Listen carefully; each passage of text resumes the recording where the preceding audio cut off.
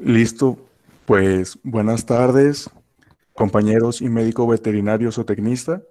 Estamos agradecidos que hoy pues nos acompañen una vez más en una de nuestras charlas. El día de hoy tendremos un tema bastante interesante para aquellos interesados en el área de exóticas. Tendremos el tema de mantenimiento de pingüinos bajo cuidado humano, en voz del médico veterinario zootecnista Javier Leguizamo. Es un médico veterinario zootecnista egresado de la UNAM, veterinario del Acuario Inbursa, donde fue responsable del primer nacimiento de un pingüino gento en México, responsable veterinario del pingüinario de Acuario Mazatlán, trabajando con pingüinos de Humboldt. Le pido a la audiencia silenciar sus micrófonos y apagar sus cámaras, por favor. Sus dudas y comentarios les serán respondidos en la sesión de preguntas al final de la presentación. Bienvenido, médico. Muchas gracias por la invitación. Y pues sí, es un tema bastante interesante. Creo que aquí en México pues, realmente los pingüinos son especies pues relativamente recientes. Su mantenimiento aquí en zoológicos y acuarios, ¿no? Es un tema que pues todavía se está aprendiendo aquí en el país. Entonces voy a tratar de comunicarles lo poquito que he ido aprendiendo sobre ellos. Y pues para comenzar. Bueno, cuestiones de biología, lo que les decía, las 18 especies en 6 géneros, todas son muy parecidas entre sí, son unas especies inconfundibles para cualquier persona, ¿no? Cualquier persona ve un pingüino, sea la especie que sea, y sabe que es un pingüino. Existen, dependiendo de la literatura que consultemos, entre 17 y hasta 21 especies, sin embargo el número mayormente aceptado es de 18.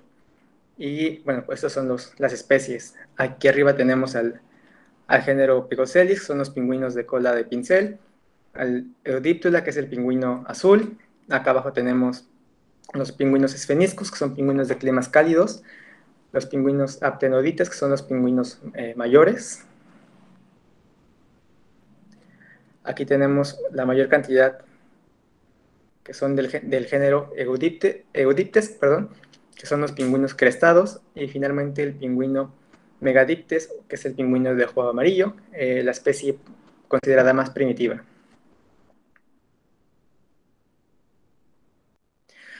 Se distribuyen únicamente en el hemisferio sur, ojo, no en el polo sur, sino en el hemisferio sur. Vamos a encontrar pingüinos desde las Islas Galápagos, que es en el mero Ecuador, hacia el sur, en la costa de Perú, Chile, Argentina, pueden llegar incluso hasta Brasil, en las costas de Namibia, Sudáfrica, Australia, Nueva Zelanda y por supuesto la Antártida. Esta es como la imagen típica de un pingüino habitante de los hielos perpetuos de la Antártida, soportando temperaturas de menos 60 grados. Sin embargo, no siempre es así.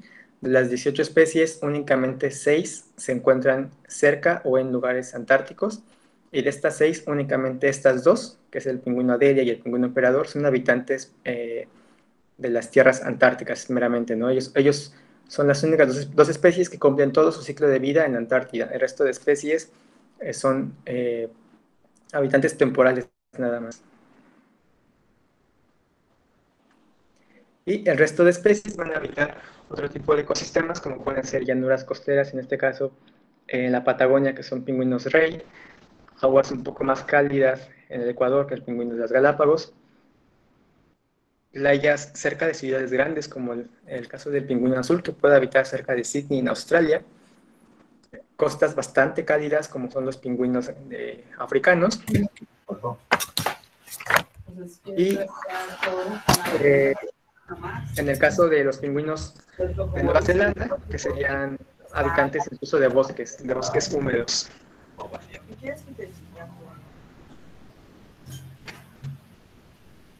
En cuanto a la alimentación, los pingüinos van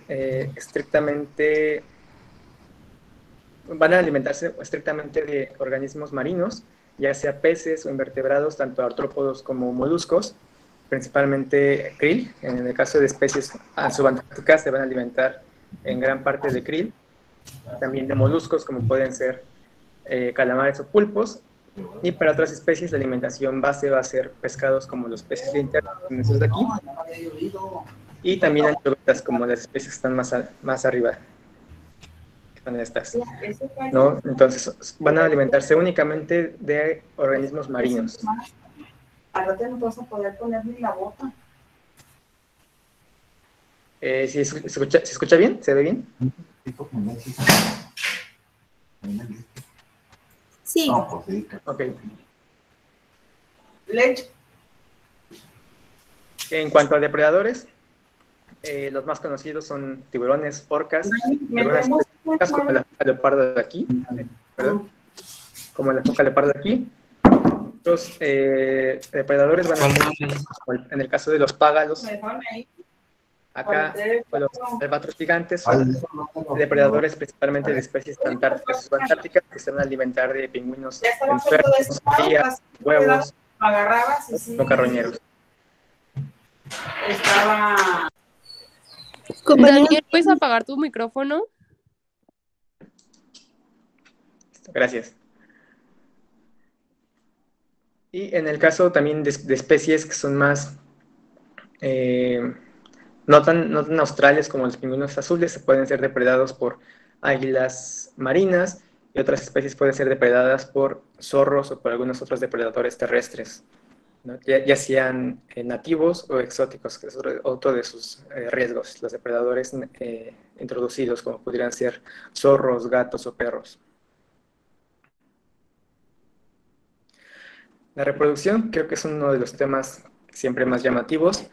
Se suele decir que los pingüinos son monógamos y esto es verdad, sin embargo no son monógamos como todo el mundo cree que es la pareja eterna que va a durar toda la vida. Podemos hablar de una monogamia que puede ser de una o varias temporadas reproductivas o que puede ser toda la vida, no es una regla, pueden llegar a cambiar de pareja en algún momento. Lo que sí es un hecho es que ambos son excelentes cuidadores, tanto padre como la madre se van a ir turnando para la incubación y para la crianza de los polluelos. Algunas especies van a hacer nidos con piedras, como el caso del pingüino Chintu aquí, a la izquierda superior, que hacen nidos con piedras. Otros, como el caso de abajo, pingüinos del género Spheniscus, van a hacer nidos en madrigueras que ellos van a escarbar o madrigueras naturales que van a encontrar ellos. Otras especies como el género Eudiptes o Megadiptes van a hacer nidos entre la hierba. Y finalmente el género Aptenodites, el pingüino rey y emperador, no van a hacer nido y de hecho van a colocar un único huevo sobre sus patas que van a incubar con su pliegue de incubación, que es una especie de lonja que tienen en la parte inferior de su cuerpo. Van a colocar entre 1 y 4 huevos, dependiendo de la especie. Para el resto de especies que no sean rey y emperador, lo normal son 2 huevos, pero pueden llegar a colocar hasta 4 sin problemas.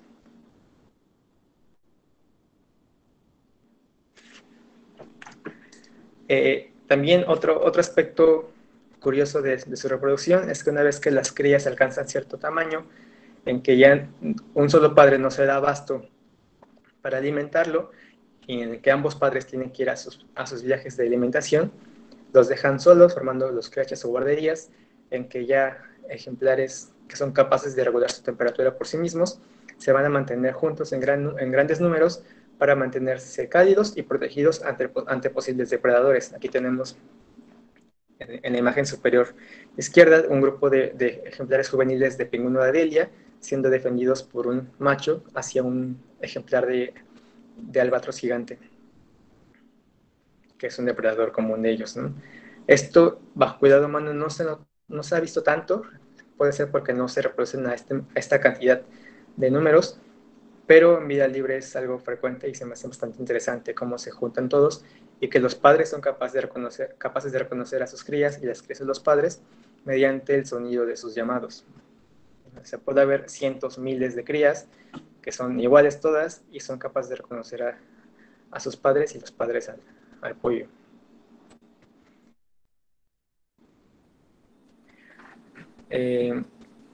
La muda es un proceso fisiológico normal en general en todas las aves. En el caso de los pingüinos se le conoce como muda catastrófica porque todos los pingüinos van a mudar todas sus plumas a la vez no se van a quedar calvos, pero sí las plumas de todo el cuerpo se van a ir desprendiendo, lo que va a hacer que estas aves durante estas 2 o 3 semanas no puedan volar, perdón, no puedan volar, no puedan nadar y por lo tanto no puedan alimentarse.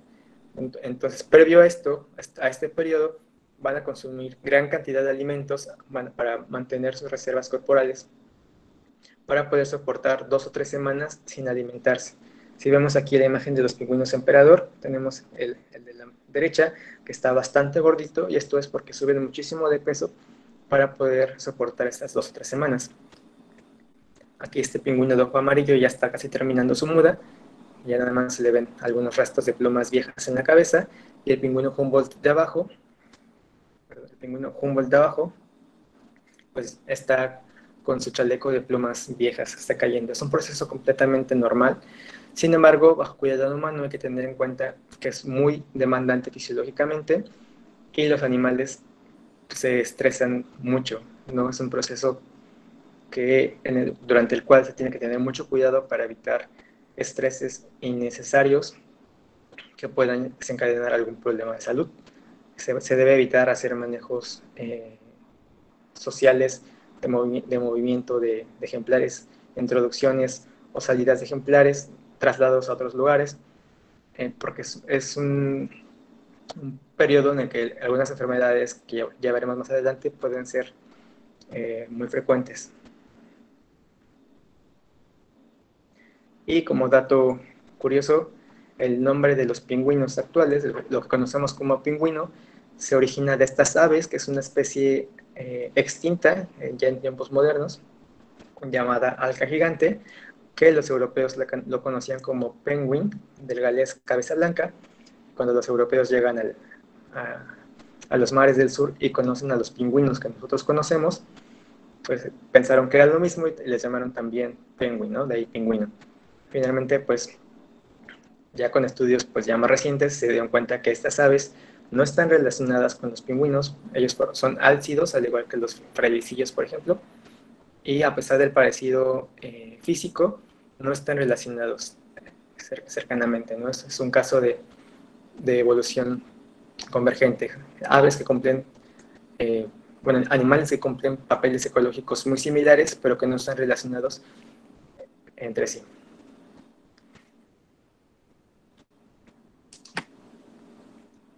Y bueno, ya, esa fue como una introducción rápida sobre los pingüinos, ¿no?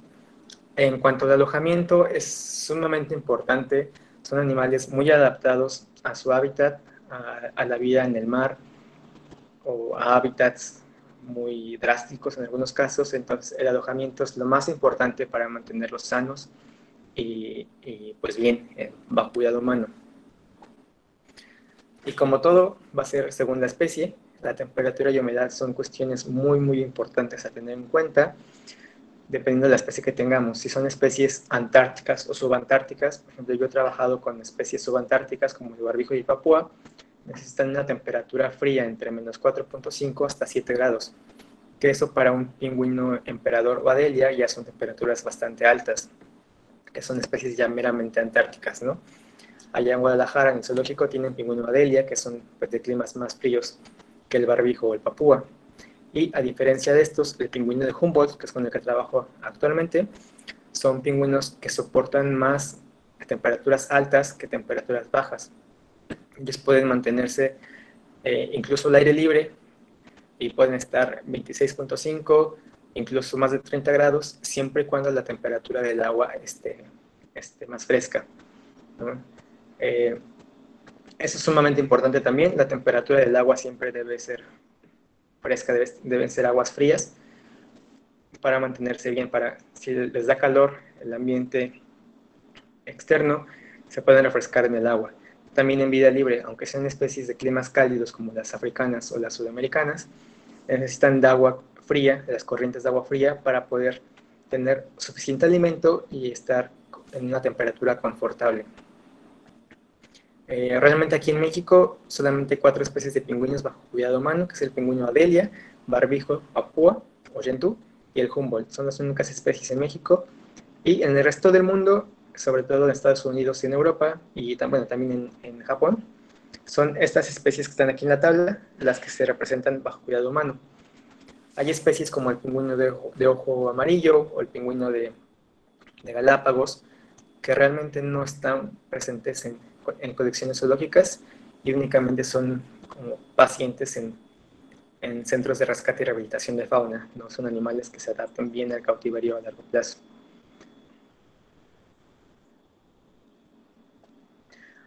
La iluminación también es un factor sumamente importante para tener pingüinos en buen estado, porque sobre todo para especies que son muy australes, especies antárticas y subantárticas, la iluminación va a variar mucho a lo largo del año. El fotoperiodo es sumamente importante. Para especies, en este caso, que son rey, barbijo, gentoo, es importante seguir un fotoperiodo ya sea como de hemisferio sur o adecuarlo a las condiciones del lugar. Por ejemplo, en Acuario en Bursa, que teníamos gentoos y barbijos, se seguía un fotoperiodo del hemisferio sur. Cuando nosotros aquí en el hemisferio norte estábamos en verano, les dábamos una cantidad de horas luz y oscuridad similar a la del hemisferio sur, que sería invierno. Cuando nosotros estamos por ejemplo, ahorita en verano, ellos tenían una cantidad de horas de oscuridad mayor. Cuando nosotros estábamos en invierno, ellos tenían condiciones de verano, que era una cantidad de horas luz mayor. Esto ya sea que se les dé un fotoperiodo del hemisferio en el que estemos o del hemisferio sur, es importante mantenerlo todo el año porque condiciones como el de reproducción y la muda se van a ver moduladas por esto, ¿no? Cualquier cambio les puede llevar mucho tiempo para adaptarse a las nuevas condiciones. Entonces, eso puede ser el por qué en algunos casos no hay reproducción, porque son ejemplares que apenas están terminando de adaptar a un cambio en su ambiente. Pueden llegar a pasar hasta 3 años en lo que se adaptan a las nuevas condiciones de luz, sobre todo de luz, en ambientes nuevos. Para especies más norteñas, como el pingüino de Humboldt, que están más cercanas al Ecuador, se les puede prever de 12 horas de oscuridad, 12 horas de luz a lo largo del año sin mayor problema, ¿no? Y de hecho, esta especie, tanto pingüino de Humboldt como pingüino magallánico, son especies que comúnmente en muchas partes del mundo se suelen mantener al aire libre, porque no son tan exigentes con la cantidad de horas, luz y oscuridad, a diferencia de especies pues, más australes. Esto también, quizá como veterinarios a veces lo dejamos un poquito de lado, pero es muy importante mantener o tener conocimientos básicos de calidad de aire, de agua y soporte de vida para mantener a los animales en excelente estado. No van a ser tan sensibles como pudieran ser peces o anfibios acuáticos, pues porque los pingüinos obviamente no van a respirar el oxígeno en el agua, pero pues sí, para mantenerlos en buen estado hay que tener en cuenta esto. ¿Qué tipo de filtrado vamos a ocupar para el agua? Si se les va a poner agua dulce o salada. Naturalmente los pingüinos habitan cuerpos de agua salada, sin embargo pueden estar en agua dulce sin mayor problema. El único problema que pudiera haber es que la glándula de la sal que se encuentra cerca de las órbitas, pues va a involucionar cuando se encuentra en agua dulce. Pero si una vez que se les proporciona agua salada, la glándula puede volver a ser funcional siempre y cuando se haga un aumento gradual de salinidad en el agua.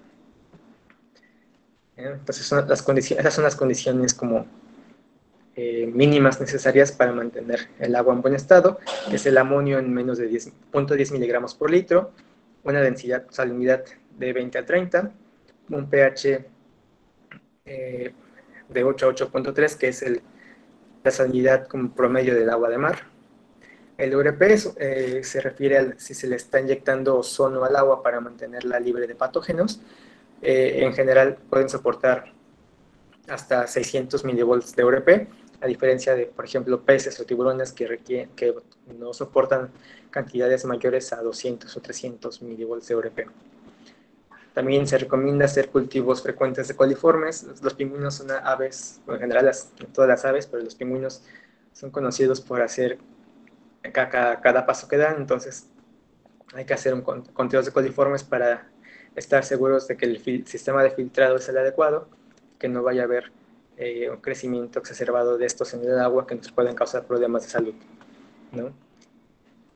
Y del lado izquierdo, que aquí tengo un filtro de aire, porque para instalaciones cerradas o bajo techo se recomienda siempre, siempre. Espera, creo que se salió otra vez, ¿verdad? Sí, Permítame, no sé qué pasó.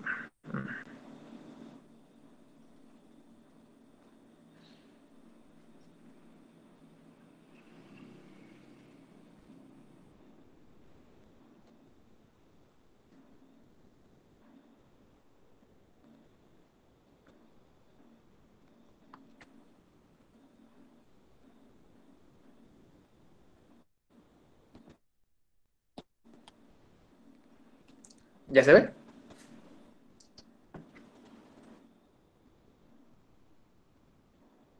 ya, doctor.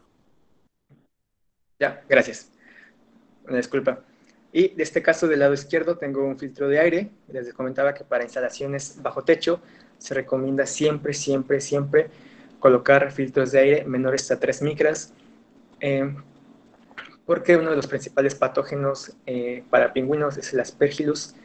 Como ustedes sabrán, el Aspergillus es un hongo que está en todas partes, entonces para evitar problemas de salud se recomienda este tipo de filtros de aire y hacer recambios frecuentes para evitar problemas de salud. Para instalaciones al aire libre realmente no hay problema, la aspergillosis se considera un problema para instalaciones cerradas, no para instalaciones al aire libre. Diseño del exhibidor, hay dos tipos a grandes rasgos: instalaciones cerradas, que suelen ser para especies subantárticas o antárticas, por razones obvias de la temperatura, e instalaciones al aire libre, que suelen ser para pingüinos de especies tropicales, subtropicales, perdón, o templadas. Aquí en México, por ejemplo, en el zoológico de Chapultepec, en Ciudad de México, y en el de León, en Guanajuato, tienen pingüinos de Humboldt al aire libre, sin mayor problema, pero para especies pues ya más frías, como los yentús o los adelias, en Guadalajara o en Ciudad de México, se ocupan instalaciones cerradas para poder tener mayor control de la temperatura durante todo el año. Hay lugares como el zoológico de Edimburgo en Escocia que mantienen pingüinos gentús, que son de climas fríos, al aire libre todo el año, pero también son lugares fríos y esos animales están bastante adaptados a estas condiciones, ¿no? Que no son tan extremosas como pudiera ser aquí en México en cuanto al calor. Hay que tener en cuenta la cantidad de espacio tanto acuático como terrestre para la cantidad de pingüinos que tenemos. Todo esto está en el manual de la ASA para cuidado de pingüinos, las recomendaciones de espacio mínimo necesario para cada ejemplar. Y la otra cuestión que tener en cuenta es el sustrato. Los pingüinos son animales que están muy adaptados a la vida en el mar y no tanto al pues, estar en tierra firme, ¿no? Entonces, sustratos muy, muy duros pueden causar problemas de patas y a largo plazo problemas articulares. Entonces, hay que tener en cuenta también esto. En cuanto a la nutrición, realmente no hay muchos estudios sobre esto.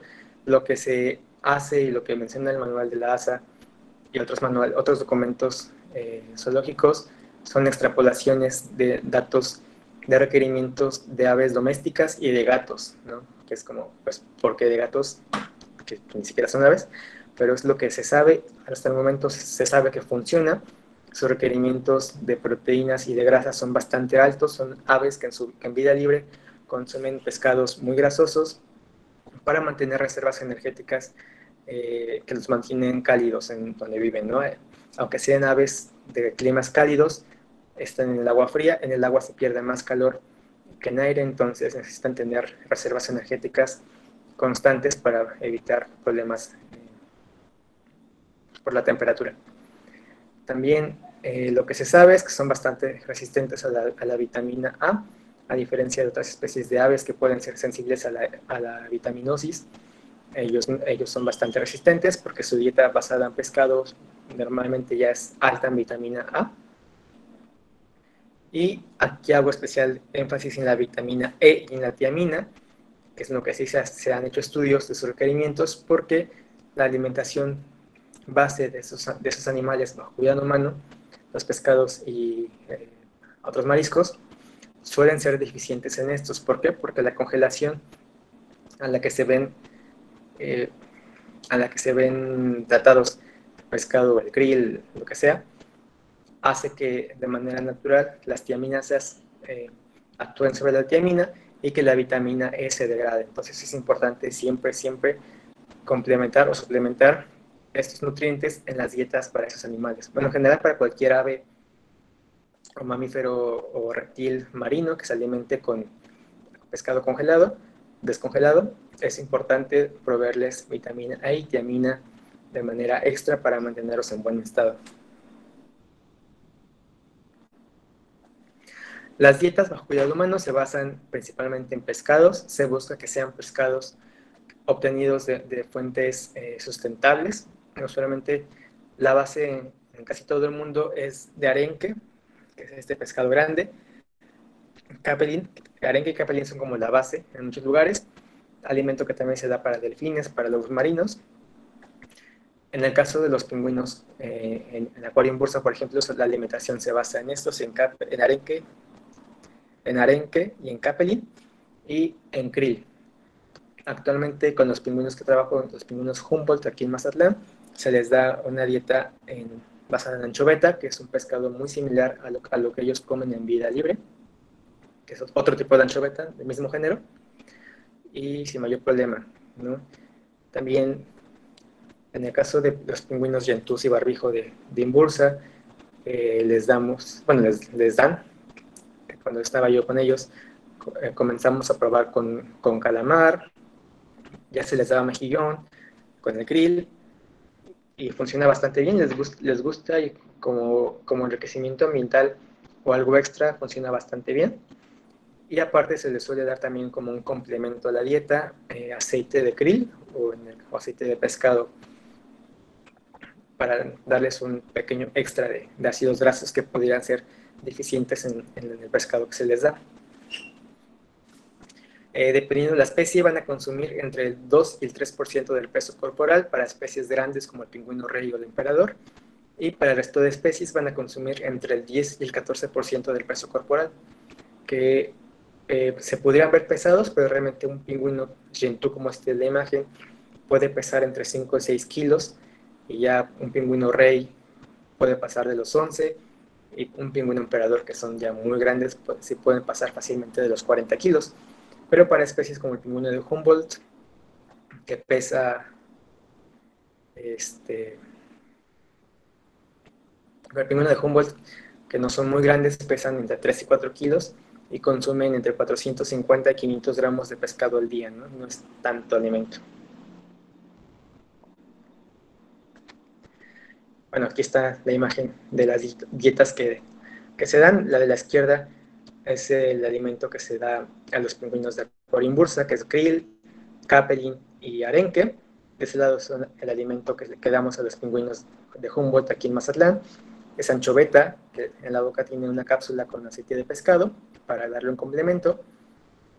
Y aparte se les da como un extra un alimento que se llama análogo de pescado de Masuri, que es un polvo que con agua se hace como una gelatina, se corta en trozos del tamaño adecuado y es como pues tal cual un análogo, se le da como un suplemento de pescado, ¿no? Lo damos como un extra.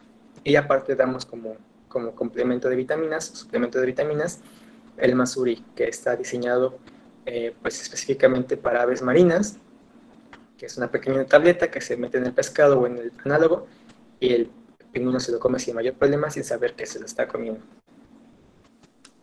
Esto es importante, al trabajar con aves marinas siempre es importante dar vitamina B y E, porque su dieta ya es deficiente por el congelamiento. Y bueno, pues todas estas condiciones ambientales, nutricionales, pues lo que buscamos es que los animales estén en buen estado para lograr llegar a la reproducción. lo básico para la reproducción, como les decía, es las horas de luz, el fotoperiodo, eso es lo más importante, pero también toma un papel importante la presencia de material para anidación.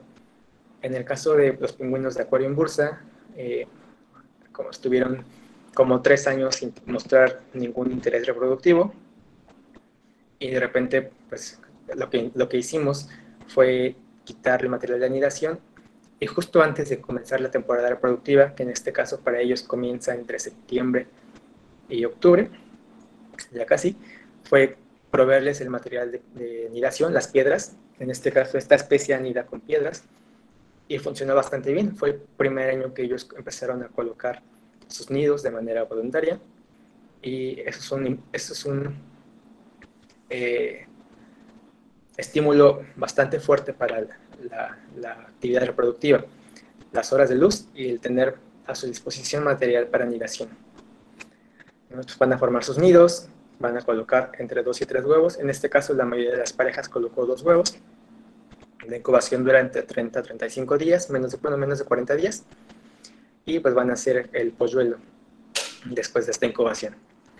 Y actualmente con los pingüinos de Humboldt, ellos apenas tienen unos meses que llegaron aquí al acuario, entonces todavía no esperamos que hubiera crías. Sin embargo, para los meses que tienen con nosotros, que llegaron en marzo, para esta primera temporada reproductiva para ellos, que es entre julio y agosto, notamos mucha actividad reproductiva entre varias parejas que se formaron recientemente, y una de ellas es la búsqueda de nidos. En este caso, ellos hacen nidos en madrigueras, se les dio madrigueras artificiales, y ellos escogieron pues, cuál les gustaba más.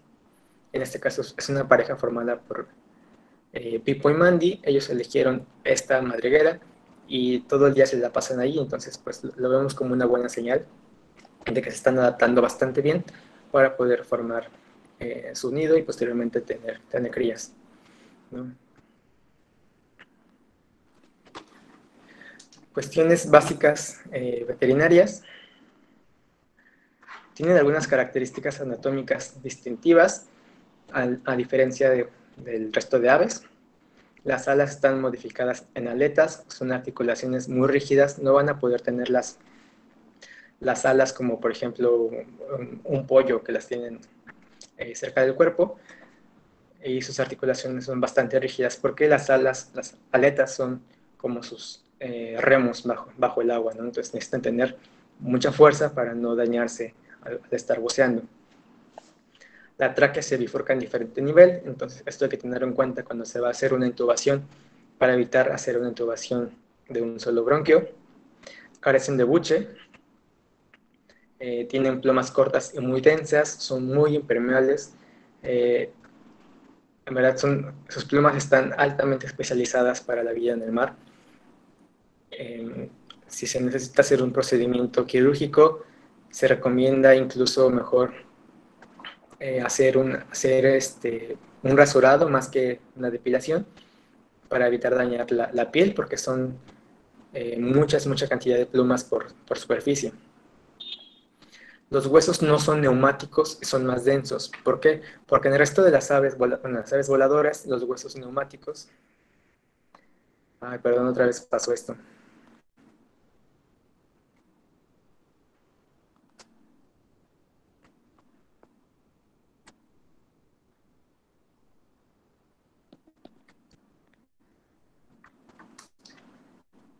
Me dicen si ahorita se ve.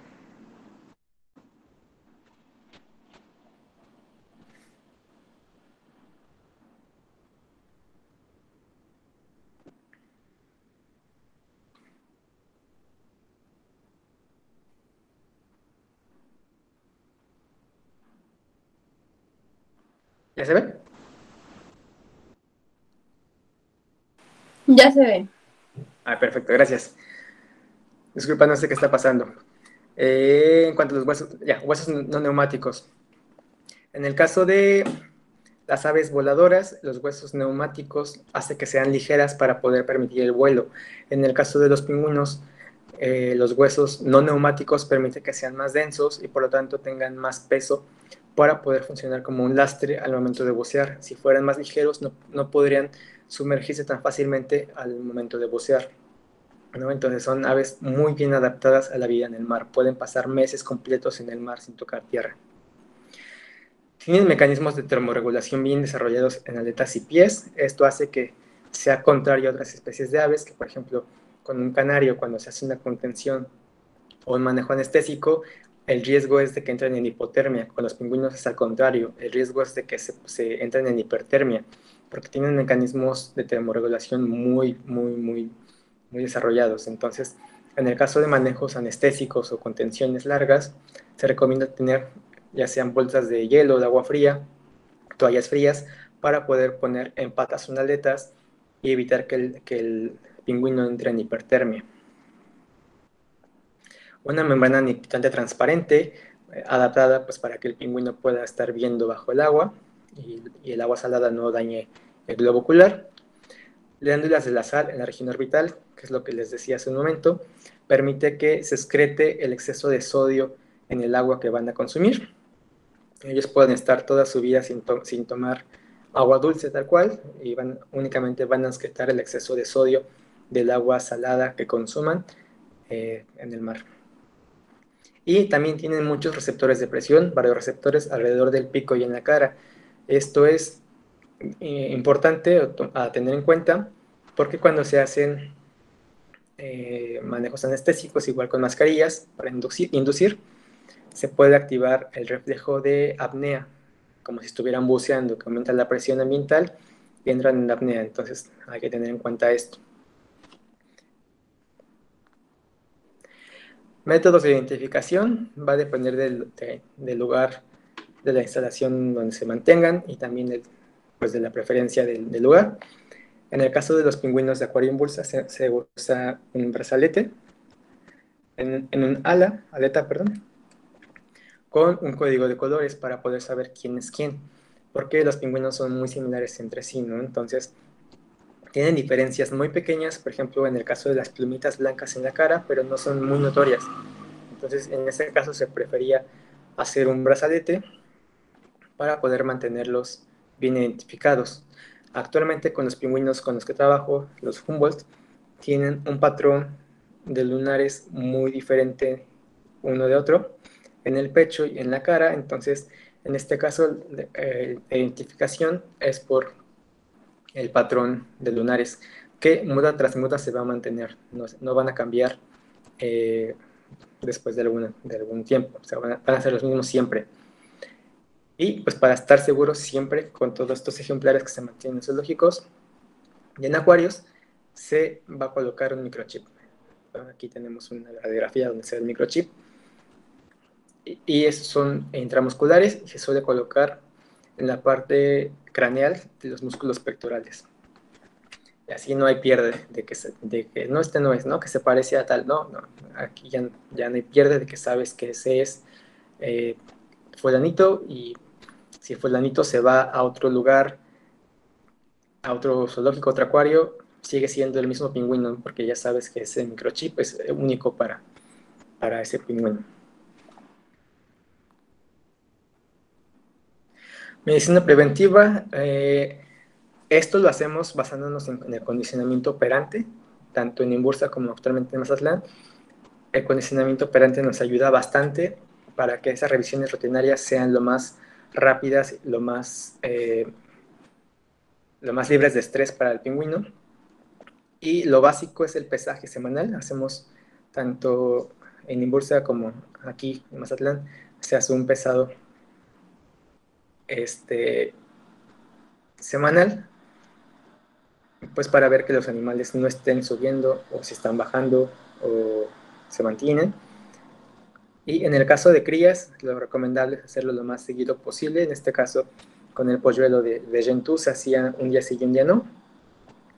¿Por qué? Porque si ves que el pingüino no está creciendo lo esperado y el padre o la madre no lo están alimentando, pues ya es señal de alerta para tú empezar a alimentarlo y evitar que se descompense. Ya para ejemplares grandes, sanos aparentemente, pues un pesado a la semana se lleva bastante bien para poder ver que esté ganando lo esperado, se mantenga, no esté perdiendo peso, que puede ser una señal de enfermedad, ¿no? Pero todo esto se hace, como les digo, con condicionamiento operante.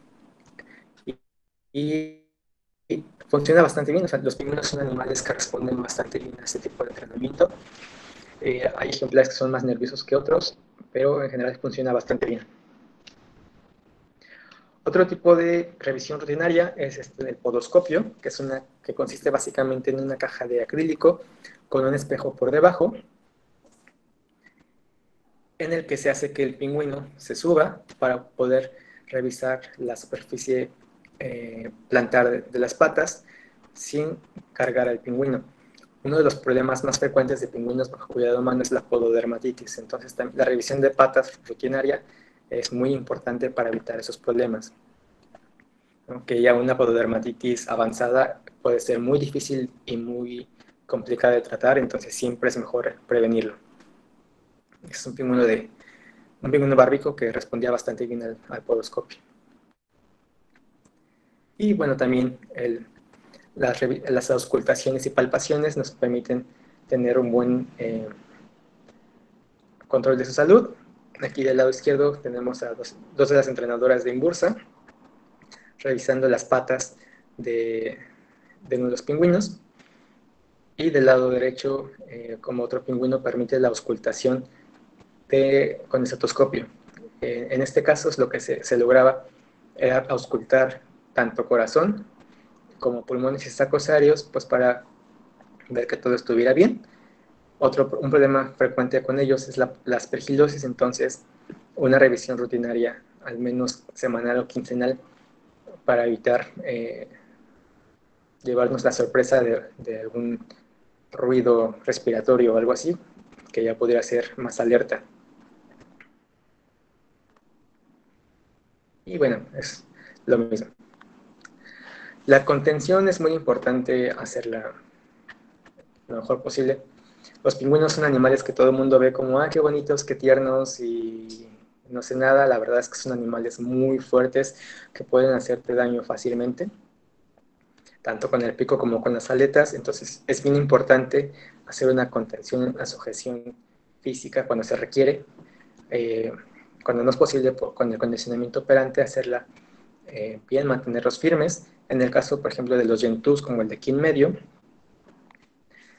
son animales muy fuertes. Cada vez que teníamos que hacer una contención para tomar muestras de sangre, terminábamos con los brazos moreteados porque sus aletas son muy, muy, muy fuertes y el pico también te puede hacer bastante daño. No tengo fotos todavía de los pingüinos de Humboldt con contención, pero el pico en especial de los pingüinos de Humboldt es muy filoso y aunque te toque ligeramente te hace una marca, ¿no? Tengo mis brazos ya llenos de marcas de pingüino de Humboldt porque son animales muy fuertes. Aquí, del lado derecho, un pingüino rey, donde hice mis prácticas, también tienen un pico muy largo y muy puntiagudo que puede hacer daño. Si no lo sostienes adecuadamente, puede hacer bastante daño. Les digo, son animales muy fuertes, no hay que subestimarlos, de que son animales tiernos, pueden hacer bastante daño al médico o al cuidador que la va a contener o al que va a hacer el manejo, ¿no? Hay que tener en cuenta esto siempre. Recuerden que al contener algún animal, lo principal es la salud del personal y, por supuesto, la del animal. La toma de muestras sanguíneas. Hay 4 vías básicas: la yugular, la metatarsal media, la interdigital y la braquial. Personalmente, la yugular nunca lo he intentado. La literatura menciona que es una buena vía de obtener una muestra de sangre. Sin embargo, los pingüinos, hay que tener en cuenta que los pingüinos, a diferencia de los loros, por ejemplo, que en esta zona del cuello no tienen plumas, los pingüinos tienen plumas en todo el cuerpo y tienen una buena densidad de plumas, entonces no vas a poder visualizar la yugular, ¿no? Y es únicamente por anatomía, donde sabes que va a pasar la yugular para poder tomar la muestra. Para especies grandes, la vena metatarsal media, como aquí tenemos con un pingüino gentoo, suele ser la vía de elección. La vena braquial, a mí me gusta usarla para especies más pequeñas como el barbijo o el Humboldt, funciona bastante bien. La vena interdigital, para muestras muy pequeñas como una muestra para sexado que únicamente requiere una gota, se puede ocupar sin problema porque es un vaso sanguíneo muy pequeño, muy delgado, entonces no vas a poder obtener una buena cantidad de sangre de este vaso, perdón.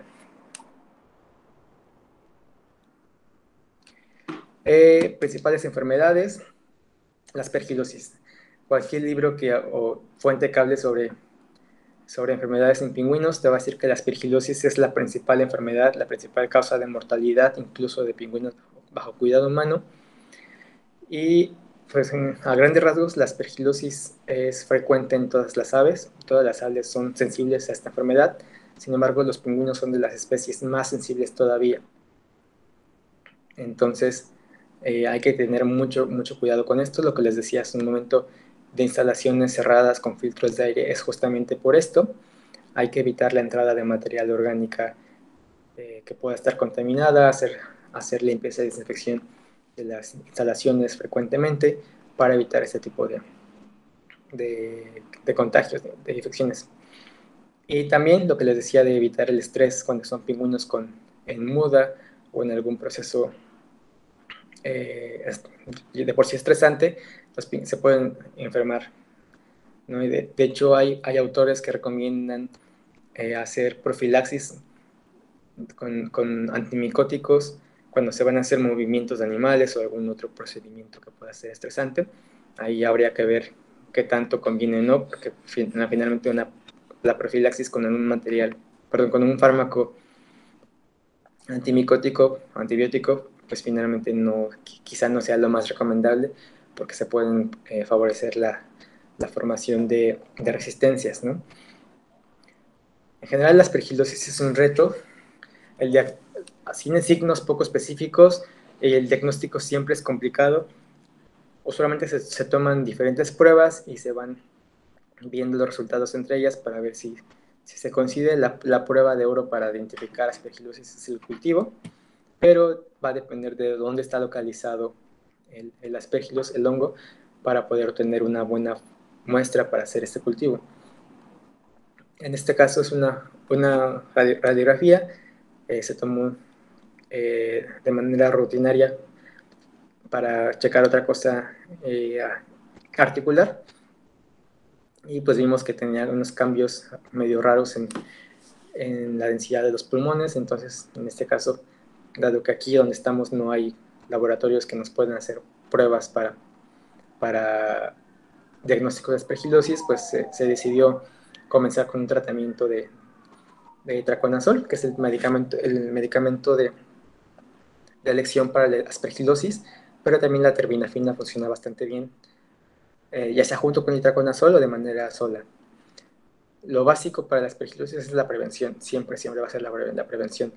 La aspergilosis en pingüinos puede que no se resuelva en meses, puede que el pingüino esté bien, dejas el tratamiento, se estresa por algo y se vuelve a enfermar. Puede ser bastante frustrante tratar con animales con aspergilosis. Y de nuevo es una enfermedad que se da principalmente en pingüinos en instalaciones cerradas. En pingüinos en instalaciones abiertas realmente no es un problema. La pododermatitis es otro problema bastante frecuente, lo que les decía hace un momento también sobre los sustratos. Se da principalmente por sedentarismo o sobrepeso y sobre todo por los sustratos abrasivos, duros, húmedos, muy contaminados. En este caso del lado izquierdo es un pingüino magallánico de un artículo, un pingüino que fue un rescate, no me acuerdo en qué país, y en el momento de que se cambia de sustrato natural a donde se mantuvo en el centro de rescate, desarrolló estos problemas que suelen ser bastante rápidos. En este caso, del lado derecho tenemos una imagen, es uno de los pingüinos de Humboldt, que tan solo del cambio de instalaciones de su acuario de origen al acuario de con nosotros, aunque es un sustrato adecuado, el cambio de un sustrato a otro empezó a causar pododermatitis en grado 1.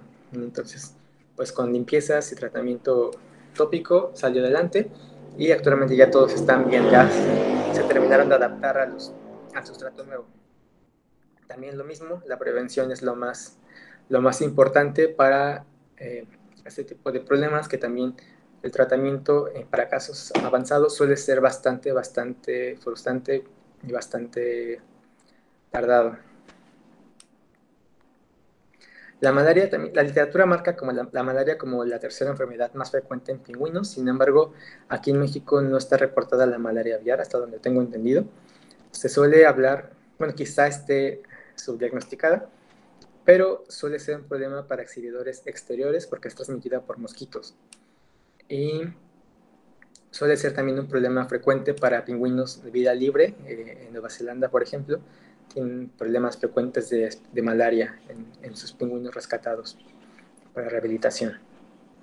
Lo principal también, el control del vector, evitar la presencia de mosquitos, evitar tener agua estancada y favorecer la formación de corrientes de viento que eviten la presencia de mosquitos. Otras patologías, la literatura habla de que son relativamente comunes, o al menos se han reportado clamidiasis, encefalitis virales, viruela, infecciones de glándula oropigia y problemas nutricionales cada vez son menos frecuentes.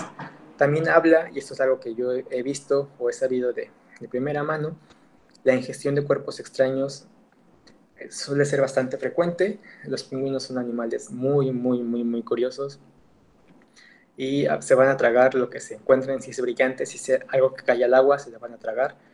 Entonces siempre es importante evitar entrar con objetos extraños, o si vas a entrar con objetos extraños por alguna razón, por cuestiones de mantenimiento o lo que sea, si vas a entrar con, no sé, 5 tornillos y ocupaste 3, pues estar consciente de que ocupaste 3 y sales con 2, ¿no? Que no haya problemas de conteo, de que no sé dónde quedó un tornillo o algo, porque es probable que se los vayan a tragar.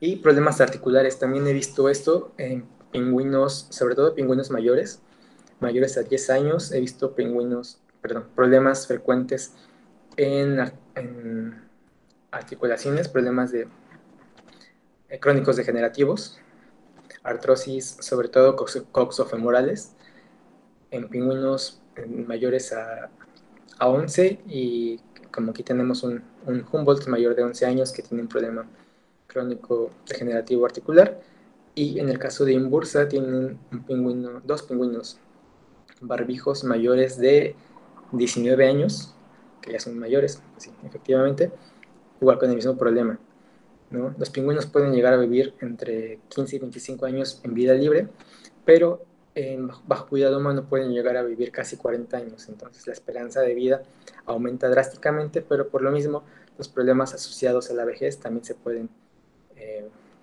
incrementar notoriamente. Y pues ya, creo que por mi parte es todo. Si hay preguntas, adelante.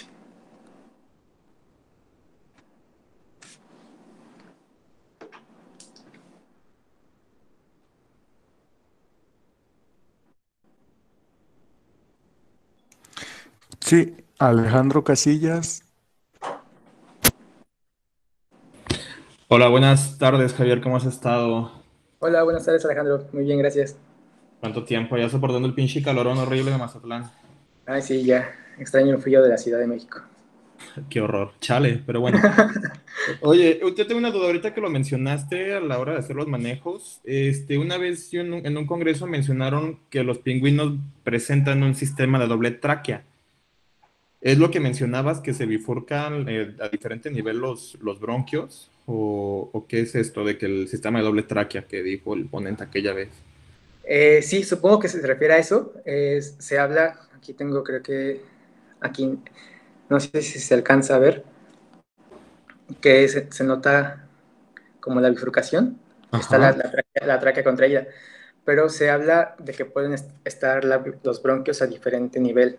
Entonces, supongo que es eso a lo que se refiere, la doble tráquea. No es que tengan la doble tráquea, sino que los bronquios se bifurcan a diferente nivel, y en el momento de que haces una intubación endotraqueal, puedes Ujú. irte nada más a un bronquio en vez de seguir en la tráquea. Ah, ok, perfecto. Sí, mencionaba algo así, pero yo me quedé con la duda de qué es el sistema de doble tráquea, ¿no? No creo que tengan una doble tráquea así. Sí, no es, tal cual no, doble tráquea no es. Ok, esa era mi duda. Muchas gracias. Por nada. Laura Livier de Alba Hernández pregunta, ¿se manejan donaciones de sangre? Se pueden hacer, como en otras especies, se puede hacer transfusiones sanguíneas. Donde hice mis prácticas, me acuerdo, yo tenía como 3 días que había empezado, un polluelo de pingüino de Humboldt, que llevaba un par de días anémico, se le hizo una transfusión. Igual no hay mucha información disponible. Si de por sí en animales domésticos hay poca información, pues en este tipo de animales lo hay menos. Me acuerdo que se hizo una transfusión, supongo que de algún ejemplar adulto, pero pues no sirvió de mucho y el animal falleció. Pero sí se pueden hacer transfusiones sanguíneas en casos necesarios, ¿no? Cuando hay anemias graves o hay un hematocrito muy bajo, se puede intentar. Y pues lo ideal es que sea de la misma especie, ¿no? Hay veces en que pues, que no es lo ideal, pero cuando ya no tienes otro animal de la misma especie, pues aunque sea del mismo género, se puede intentar como medida desesperada, pero pues no es lo ideal. Muchísimas gracias. Alguien más pregunta, Moisés Meses Covedo, cuando se tienen dos especies diferentes juntas, se promedia la temperatura dependiendo de la especie. Un ejemplo, el Adelaide y el Gento. Sí, usualmente cuando se mantienen especies, especies juntas, se busca que sean especies con caso por el clima, la temperatura.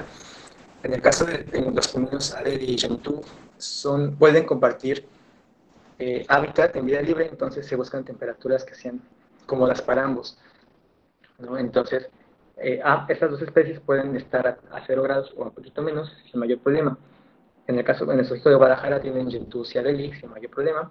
Condiciones prácticas tenían Gentús, Adélie, barbijos, rey y saltarrocas, ¿no? Entonces, lo recomendable es que se vaya a mantener especies mixtas que sean compatibles en cuanto a temperatura y también a veces en cuanto a comportamientos para evitar problemas de territorialidad o agresiones entre ellos. Santiago Grijalva Murray pregunta, ¿en caso que un padre abandone a su cría en cautiverio, lo aíslan para cuidarlo? Eh, en los pingüinos, tanto padre como madre se encargan del cuidado. Eh, en caso de que alguno de los padres llegue a faltar, a veces el otro padre pues, es capaz de llevar a cabo la crianza por sí mismo, sobre todo bajo cuidado humano, pues tú lo estás alimentando, entonces ya no se tiene que ir tiempos prolongados a buscar alimento para su cría, entonces es más fácil. Cuando ambos padres lo rechazan o no pueden o son primerizos, se les puede dar a una pareja nodriza, sustituta, que, que haya intentado poner huevos o que haya intentado criarlos, o ya como último recurso la crianza artificial. Realmente la crianza artificial siempre debe ser el último recurso. Hay especies de pingüinos como los pingüinos Pigocelis, el Gentoo, Barbijo y Adelia, que está reportado que la crianza artificial resulta en ejemplares que ya no son adecuados para programas de reproducción. Se quedan muy improntados con las personas, entonces ya no son viables para esos proyectos. También se ha visto que es bastante frecuente que se presenten parejas del mismo sexo, ya sea ambos machos o ambas hembras, es muy frecuente bajo cuidado humano.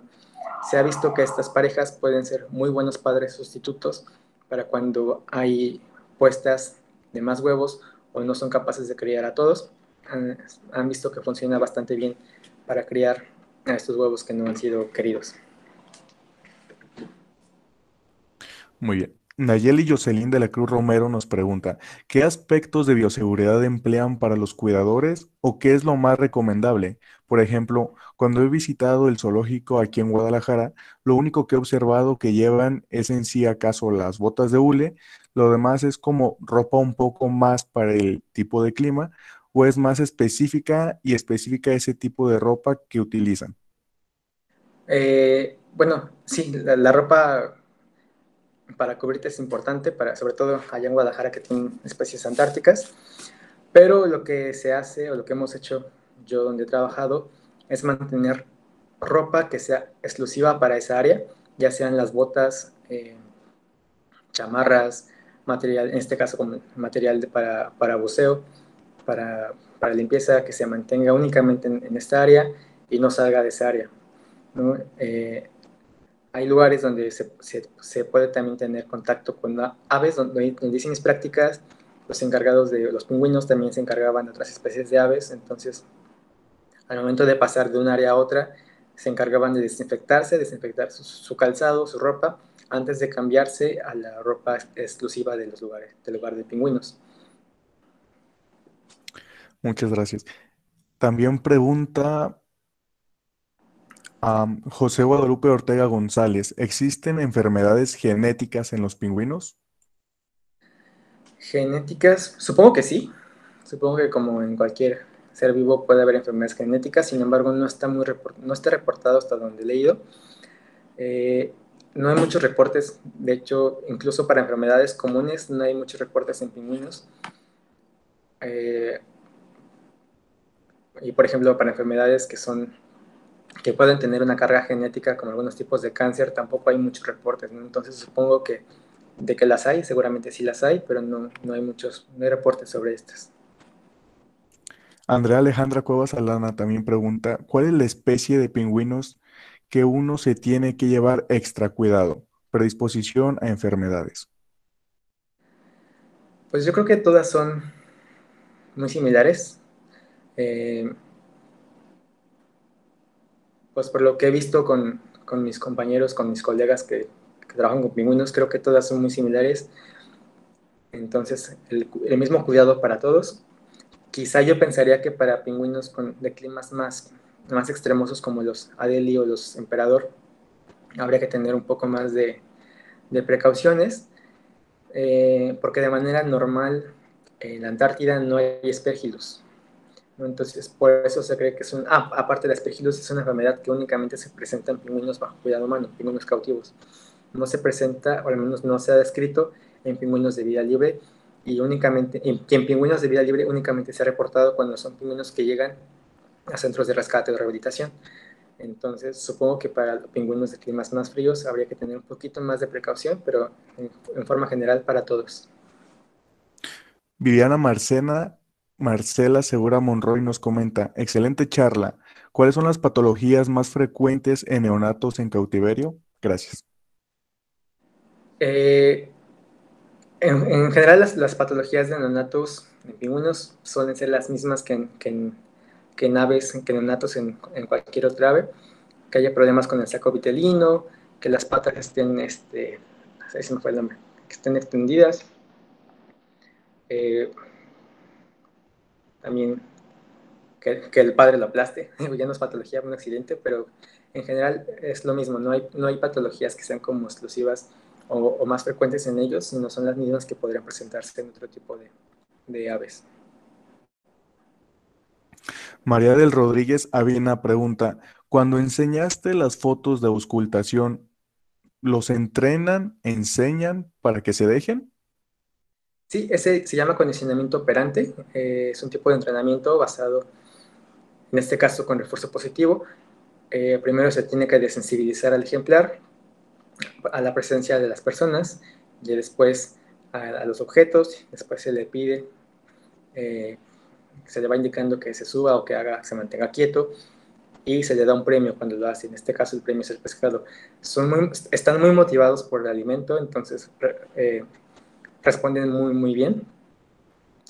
Obviamente va a variar entre individuos, hay pingüinos que son más nerviosos que otros, entonces va a costar más trabajo con ellos, ¿no? Por ejemplo, en Acuario en Bursa, eh, tenemos, bueno, tienen 17 pingüinos ahora. De esos 17, al principio solamente como 7 eran como sociables, el resto era muy nervioso. Y había pingüinos que apenas te veían y salían corriendo, y no porque les hicieras algo malo, sino porque son muy nerviosos. Entonces, es un proceso muy largo que varía mucho según el individuo para poder llegar a este nivel. Pero sí, los enseñas a que se dejen revisar. En el caso de que actualmente con los Humboldts aquí en Mazatlán, se dejan incluso cargar y los puedes revisar más fácilmente las patas sin necesidad de usar el podoscopio, que el podoscopio es más fácil, pero los puedes cargar y ellos lo permiten bastante bien.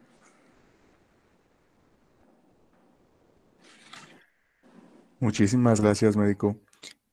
Pues bueno, al parecer ya son todas las preguntas. De verdad, pues le estamos muy agradecidos por haber estado con nosotros. Fue un tema de bastante interés y la audiencia quedó muy contenta. Nuevamente, muchísimas gracias. Muchas gracias. Gracias por la invitación y espero que bueno que les gustó. Muchas gracias por la invitación de nuevo. Muchas gracias, médico. Estoy recibiendo en estos momentos sus felicitaciones, que fue una charla bastante interesante y que próximamente lo esperan ver de nuevo aquí. Entonces, Claro, nosotros igual seguimos en contacto con usted para claro. cuando tenga su agenda, nos venga a dar otra charla, por favor. Sí, claro que sí, con mucho gusto. Los invitamos a seguir en nuestras redes sociales, ya que cada semana tendremos charlas nuevas e interesantes. De igual manera, podemos volver a checar esta misma charla en nuestra página de YouTube, Alfa Veterinaria Cucba UDG. Muchísimas gracias, médico. Gracias. Hasta luego.